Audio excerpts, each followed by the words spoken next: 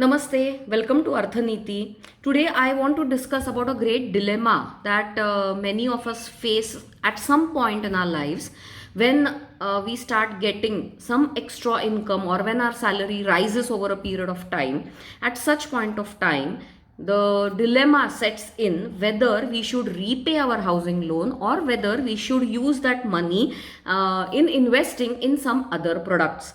Now, typically, a housing loan in one's career graph is taken at a very early age. Now, at that age, the salary levels are comparatively low. The liabilities are about to take off. You might get married in the near future, have children, their education, the well being of your family, all is a matter of a future date.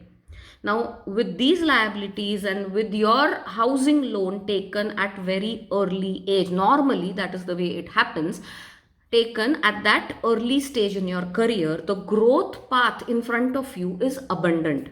Over a period of time, say with promotions, say with job changes, your salary level increases. And after a certain period of time, there comes a time when the EMI has been going from your bank accounts for some time now, and you are left with extra money, and you are not able to figure out whether that extra money needs to be invested or whether that extra money needs to be put in the loan account to reduce the outstanding balance.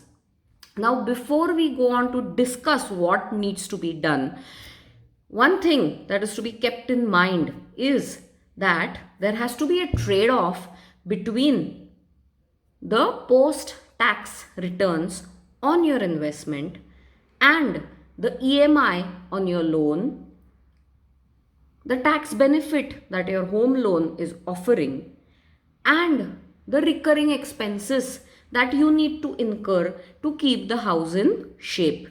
Now, by recurring expenses, I mean the repairs and maintenance of your house, the municipal corporation bills, the maintenance charges that you pay to the housing society or the complex where you are staying. Now, there has to be a trade off, there has to be a balance.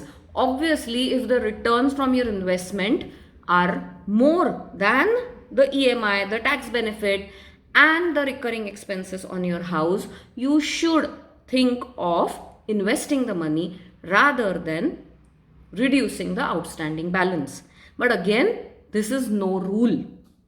Now, when we talk about returns on investment, all of us know that the kind of returns that the stock market is giving, the kind of returns, the kind of growth that your funds will see in a stock market, no other investment can match that kind of growth.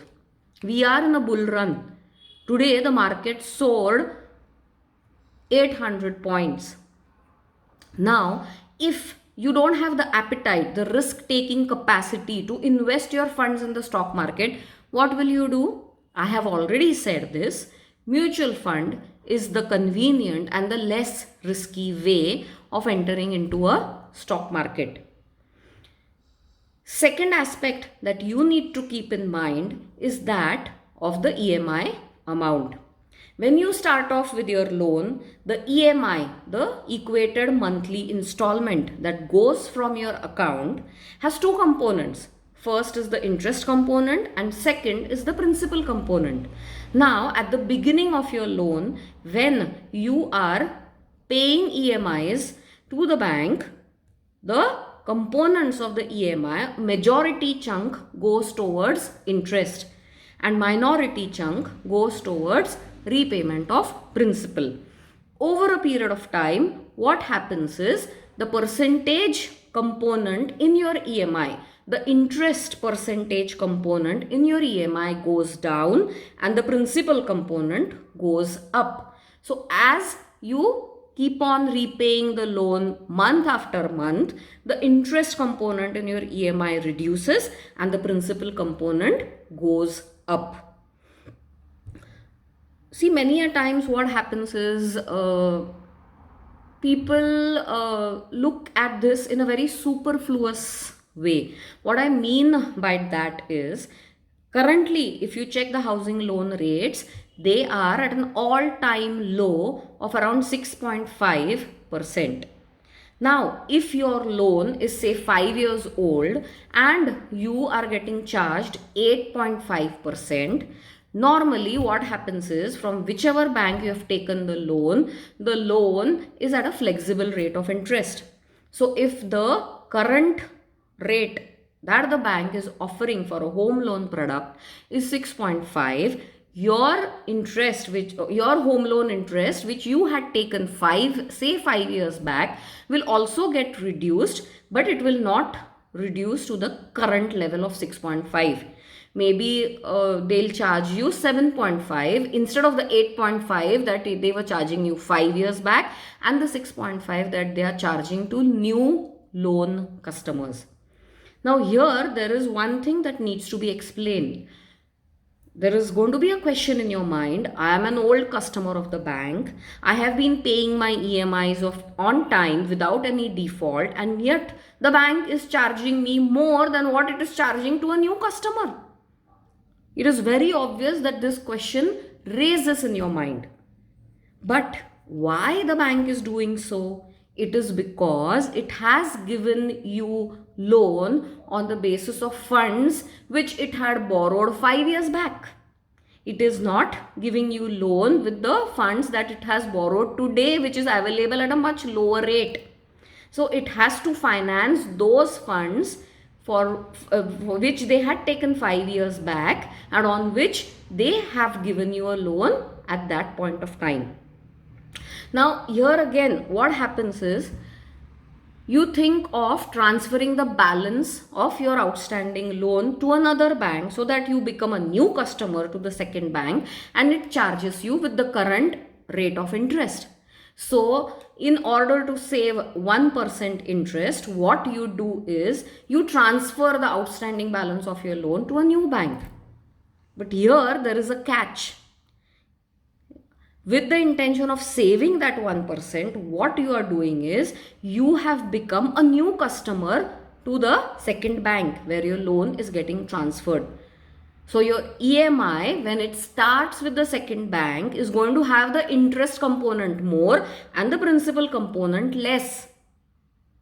Are you understanding? Plus, your relationship with the old bank ceases to exist. You are a new customer to the second bank. If you approach the old bank for a different kind of a loan, say you want to buy a four-wheeler and you approach the bank for a vehicle loan, they will not have a relationship. You will not have a relationship with that bank, an existing relationship with that bank, because you have ceased to be their customer. Are they going to give you any offers, any special offers like reduction in processing fee or say certain percentage lesser than what they are offering to new customers? No. So you are going to be treated as a new customer in the second bank as well as in the first bank. So building a long-term relationship with the bank to prepare a healthy credit score is also necessary. So that needs to be taken in mind. The second aspect that I spoke about was tax deduction.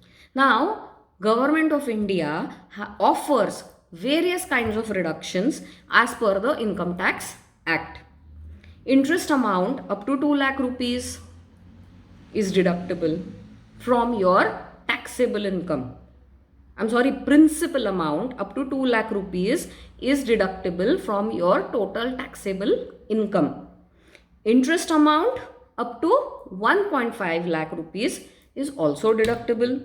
Now, if you are co-owners, you and your wife are co-owners, or you and your husband are co-owners in a flat, it is advisable to take the loan also in joint names, so that this benefit that one person receives is doubled. So both of you can avail these tax deduction benefits of 2 lakhs and 1.5 lakhs each. That one thing cannot be ignored because it is a major tax saving that can happen by availing these benefits. Thirdly, the maintenance charges, the municipal corporation bills, The repairs and maintenance in the house also cannot be ignored because they form a major part of your annual budget. Correct? Now, the question of whether you should invest the money or whether you should repay the loan still remains.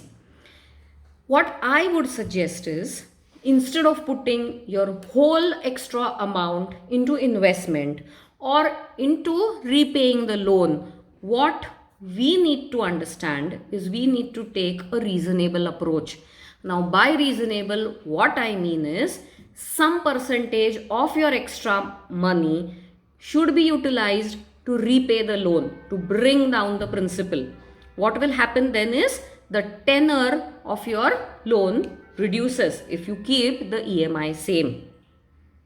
The remaining percentage can be invested in mutual funds, in comparatively less risky debt balanced mutual funds, so that you don't lose out on creating long-term wealth, and also the burden of the loan reduces. So there has to be a right balance. No one rule 50-50 or 40 to loan, 60 to equity or otherwise applies here. It basically depends on one's comfort level.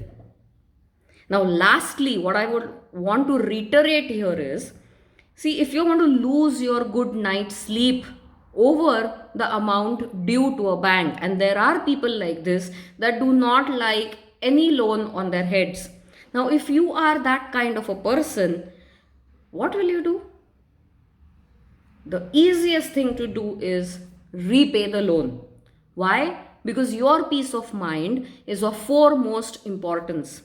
Your happiness is what counts the most. If you are happy with no loan on your head, your risk taking appetite is comparatively low and nothing wrong about it. The best solution is to pay off your loan. Correct? So there cannot be one rule which applies to all. It is dependent on your psychology. It is dependent how you approach your money management and your risk taking capacity.